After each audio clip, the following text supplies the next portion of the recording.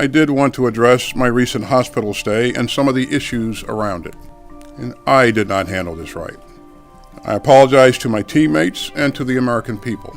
I was being treated for prostate cancer. The news shook me. My first instinct was to keep it private. I'm a pretty private guy. I never liked burdening others with my problems. But I can tell you, I've apologized directly to President Biden.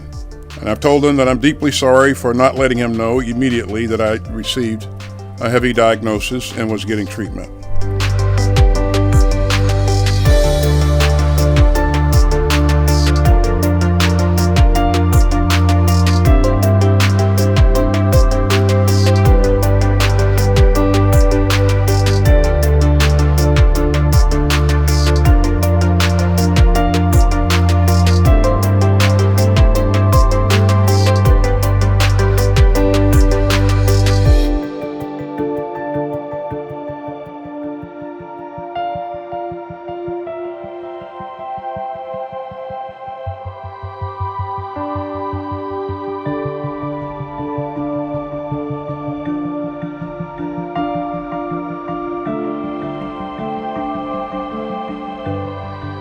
But in my first week back in the Pentagon, I did want to address my recent hospital stay and some of the issues around it.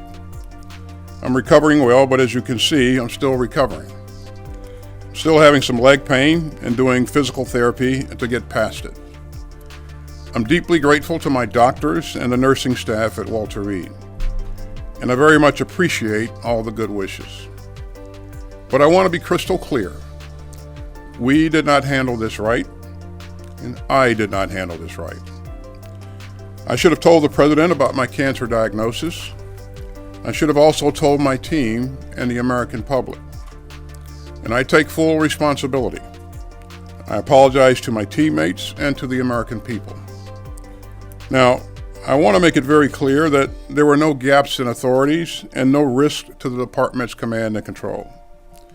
At every moment, either I or the Deputy Secretary was in full charge. And we've already put in place some new procedures to make sure that any lapses in notification don't happen. In the future, if the Deputy Secretary needs to temporarily assume the duties of my office, she and several White House offices will be immediately notified, including the White House Situation Room. And so will key officials across the department. And the reason for that assumption of duties will be included in writing. Now, I want you all to know why this happened. I was being treated for prostate cancer. The news shook me, and I know that it shakes so many others, especially in the Black community. It was a gut punch. And frankly, my first instinct was to keep it private. I don't think it's news that I'm a pretty private guy. I never liked burdening others with my problems. It's just not my way. But I've learned from this experience. So taking this kind of job means losing some of the privacy that most of us expect. The American people have a right to know if their leaders are facing health challenges that might affect their ability to perform their duties, even temporarily. So a wider circle should have been notified, especially the president. I'll take your questions today, but as you know, we've got an ongoing internal review, as well as a DoD Inspector General review that we fully support. So I may have to discuss some aspects later. Now, let me back up a bit. As you know, on 22nd December, I had a minimally invasive procedure to cure me of my recently diagnosed prostate cancer. And then I hit some bad luck during what is usually a pretty easy recovery. On January 1st, I felt severe leg pain and pain in the abdomen and hip. And that evening, an ambulance took me to Walter Reed. The doctors found that I had several issues that needed treatment, including a bladder infection and abdominal problems. On January 2nd, I was also experiencing fever and chills and shallow breathing. The medical staff decided to transfer me to the critical care unit for several days for closer monitoring and better team care by my doctors. And the Deputy Secretary assumed the functions and duties of my office which happens when necessary. Her senior staff, my senior staff, and the joint staff were notified of this through our regular email notification procedures. And I never directed anyone to keep my January hospitalization from the White House. On January 5th, I resumed my functions and duties as secretary from the hospital. I was functioning well mentally, but not so well physically, and so I stayed at Walter Reed for additional time for additional treatment, including physical therapy for some lingering issues with my leg. Now, I'm offering all of this as an explanation and not an excuse.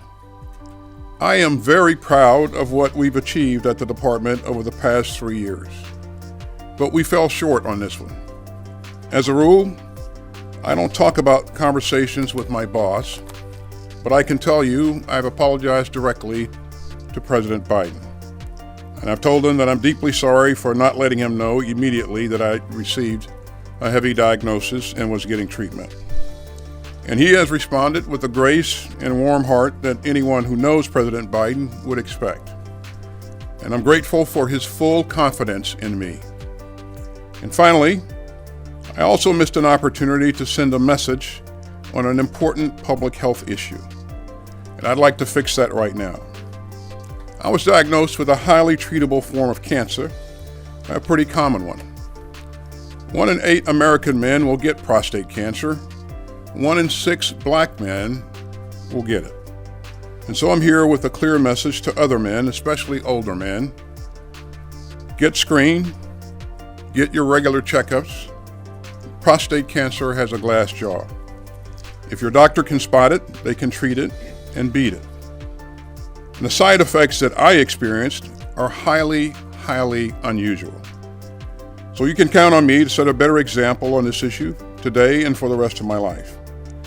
And again, I want to thank everyone for their well wishes and their great support.